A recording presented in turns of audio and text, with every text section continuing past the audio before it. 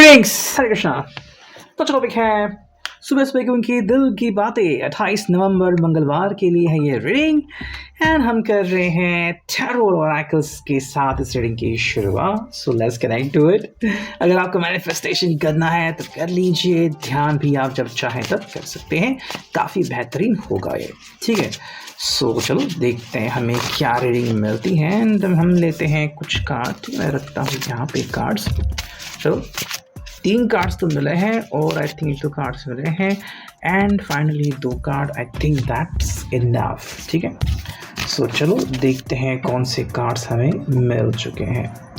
शुरुआत तो वही हो चुकी है 6 ऑफ स्वॉर्ड्स से, जेमिनी, लिब्रा, एक्वेरियस से। और अभी अगर हम इस कार्ड की बात करें तो भाई पहली बात तो ये जनरल रीडिंग है, सो ओपन माइंडसेट रखिए, ठीक है। कुछ बातें आपसे कनेक्ट हो भी सकती है, कुछ बातें नहीं भी हो सकती। ओपन माइंड रखिए, रीडिंग को एक्सेप्ट कीजिए वरना जाने दीजिए, ठीक है। 6 ऑफ स्वॉर्ड्स है, जेमिनी, लिब्रा, एक्वेरियस, इनके भी एयर साइन जैसे कि हवा होती है। ये पर्सन भी कह रहा है कि क्यों ना एक कोशिश करे, क्यों ना बातें करे, या फिर जो बातें हुई है, बातें बिगड़ गई थी, उनको भूल जाए। 6 ऑफ स्वॉर्ड्स में जनरली आपने देखा होगा कि बोट में बैठा हुआ इंसान आगे बढ़ता हुआ हमें दिख रहा है, मतलब कि भाई चलो कहीं पे जाना है, कहाँ जाना है, क्यों जाना है, किस लिए जाना है, या फिर वहीं पे रुकना है, ये हालात के ऊपर डिपेंड होता है।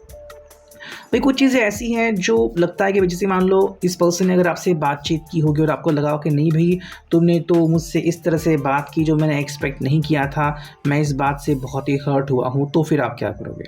तो बात यहाँ पे आती है कि कई दफ़ा हम चीज़ों को सही तरीके से एक्सप्लेन नहीं कर सकते, लेकिन एक्सप्लेन नहीं किया का मतलब ये नहीं है कि जो भी बातें हमारे सामने हैं वो गलत है, ठीक है।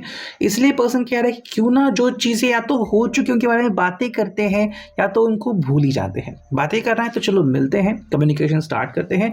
6 ऑफ स्वॉर्ड्स है, मैं भी अपने घर से निकलता हूँ, आप भी निकलिए और एक जगह पे आके, चाहे रेस्टोरेंट हो, कहीं पर भी हो, आते हैं, बातचीत करते हैं, मसले को सुलझा लेते हैं, ठीक है।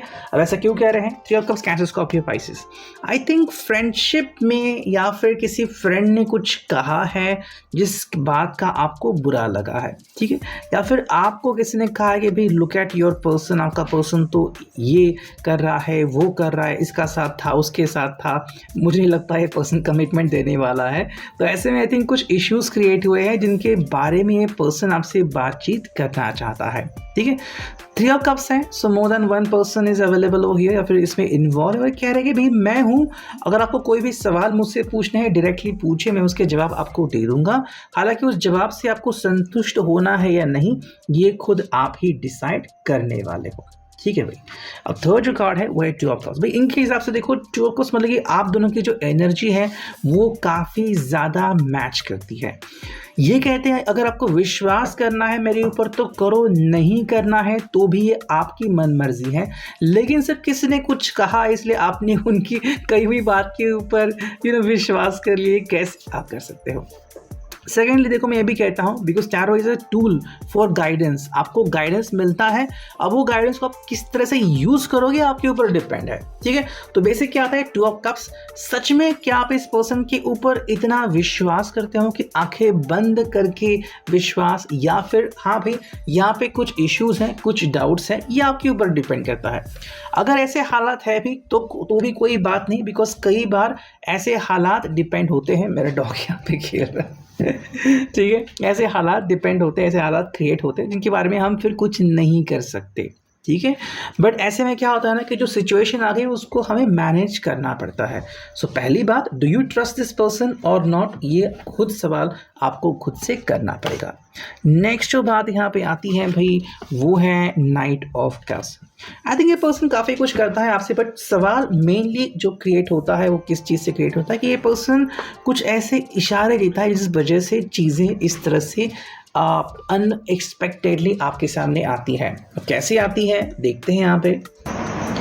आई थिंक यहाँ पे चीज़ें कुछ इस तरह से आती है कि अचानक से मान लो अगर आपको कहीं पे घूमते हुए दिखे, हाथों में अगर रेड रोज़ है, या फिर आपको तो पता है कि ये इनका रूट नहीं है, फिर ये रूट के ऊपर क्या कर रहे हैं, सही जवाब नहीं दे रहे हैं, तत्वप हो रहा है, so what is this happening, अगर ऐसी बातें हैं, या फिर बिल्कुल इसके उल्टा आपको सरप्राइज देने के लिए हमेशा मिलते हैं, आपके लिए सरप्राइज तैयार रहता है, हमेशा आपके लिए कुछ ना कुछ करते रहते हैं, ठीक है। सो अपेरेंटली आपको दो ऐसी चीज़ दिखती है, एक चीज़ जहाँ पे ये कुछ ऐसी चीज़ें कर रहे हैं जिसका कोई भी एक्सप्लेनेशन नहीं बनता, दूसरी तरफ ये आपके लिए बहुत चीज़ें कर रही है, इसके आपको लग रहा है कि भाई ये मेरे लिए कितना कुछ कर रहे हैं। तो ऐसे दोनों हालात अलग अलग तरीके क्रिएट हो रहे हैं अलग अलग लोगों के लिए। आप किस कैटेगरी में बैठते हो आप खुद से जज कर सकते हो। ऐसे में सवाल भी बनते हैं, सरप्राइजिंग के लिए भी सवाल बनते हैं कि आप और कितने सरप्राइज देने वाले हो, और अगर पहला वाला सिचुएशन है कि कैसे, कहाँ पे, क्यों, एक्सप्लेनेशन नहीं, so what about that one, तो वो भी हालात यहाँ पे बनते हुए हमें दिखते हैं, ठीक है। ये बेसिकली आपसे क्या कहना चाहते हैं, दी हैंग्ड मैन, ये पर्सन बेसिकली फिलहाल हमें कोई भी एक्शन लेता हुआ नहीं दिख रहा है। मतलब अगर आप इनसे पूछे कमिटमेंट के लिए रेडी हो, ये कुछ नहीं कहेंगे। क्या आप रिश्ता तोड़ना चाहते हो, कुछ नहीं कहेंगे। आप अगर एक्स बन चुके हो, क्या आप कम बैक करना चाहते हो, ये कुछ नहीं कहेंगे। सो द हैंग्ड मैन की एनर्जी है यहाँ पे। हालांकि कहीं ना कहीं किसी पर्सन से हमें हिंट ज़रूर मिल सकती है आपके लिए, कभी कोई पर्सन हिंट दे रहा है कि ऐसा नहीं है, I am coming towards you, मैं आ रहा हूँ, बट मुझे नहीं पता एग्जैक्टली मैं कब आऊँगा, मैं आपको टाइमलाइन नहीं दे सकता, है ना। सो वो चीज़ यहाँ पे आती है कि परफेक्शन यहाँ पे नहीं है, थोड़े से ग्लिचेस हमें यहाँ पे दिख रहे हैं। अच्छा ठीक है, नेक्स्ट कार्ड हम देखते हैं ताकि कुछ थोड़ा सा समझ पाए हम। देखो ये है 6 ऑफ वॉन्ड्स, एरीज लियो साज। भाई आपके और इनके लिए विनिंग कब होती है, जीत कब होती है, ये जीत तब होती है जब कहते हैं कि भाई मुझे अगर ये मिले तो मैं खुश रहूँगा, अगर मैं इनको मिलूँ तो ये खुश रहेंगे। तो अपेरेंटली जब दोनों साथ में आते हो तो खुशी का इजहार होता है, और मेरे हिसाब से ये आपको पाके खुश हैं, एंड ये चीज़ हमें यहाँ पे दिखती है।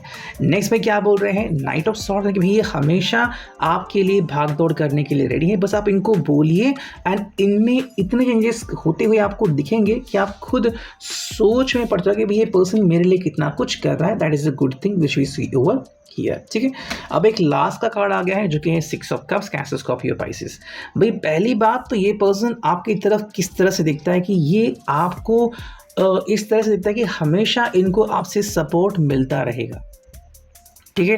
अगर आज की भी बात करें तो अगर ये आपको बुलाएंगे तो आप जाएंगे, अगर आपको कहें भी मुझे थोड़ी सी बातचीत करनी है तो आप करेंगे, अगर उन्होंने कहा कि मुझे थोड़ा ठीक नहीं लग रहा है आप इनके लिए प्रार्थना करेंगे, और अगर मैनेज है तो इनको जाके पर्सनली आप मिल भी सकते हो। तो ये कौन करेगा, ऐसा पर्सन जिसका दिल किसी ने जीत लिया, और वही बात ये कह रहा है कि आपके ऊपर इनका पूरा भरोसा है।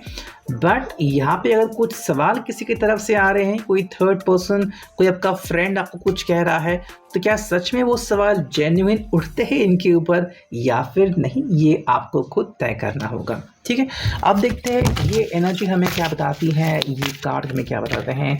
सुबह की जो एनर्जी है भाई ये है अलाउंस। अलाउंस का मतलब क्या है, द फ्रीक्वेंसी यहाँ पर जो हमें मेंशन होती है, the frequency of allowance invites us to be open to whatever comes out. ये कह रहे हैं कि भाई जजमेंट मत रखो कि इस रिश्ते में आगे क्या होगा नहीं होगा, आप दोनों का साथ छूटेगा नहीं छूटेगा, इसके बारे में मत सोचो, फिलहाल जो है उसके ऊपर फोकस करो। आई थिंक इस पर्सन की जो एनर्जी है वो वाइटल एनर्जी पर ऐसी है कि वो अभी के ऊपर फोकस करते हैं, मतलब आज का टाइम, अभी का समय, ठीक है। मान लो सुबह का वक्त है तो बस अभी क्या हो रहा है, क्या आप मुझसे बात करने वाले हैं, या फिर मैं अभी उठ के चाय पीऊँगा, या फिर अखबार पढ़ूंगा, कुछ और काम करना है, थोड़ी नींद लेनी है, ये उनके लिए इंपॉर्टेंट है। ये नहीं सोच रहे हैं कि मे बी दोपहर के वक्त अचानक से मुझे शायद अगर प्रोजेक्ट आ गया तो क्या करूँगा, बॉस ने बुलाया तो क्या होगा, लेट हो गया, नहीं, इनको नहीं सोचना है। अभी के हालात के ऊपर ये जायज़ा लेना चाहते हैं उस हिसाब से, ठीक है। थोड़ी बहुत एनर्जी फिर आप यहाँ वहाँ कर सकते हो।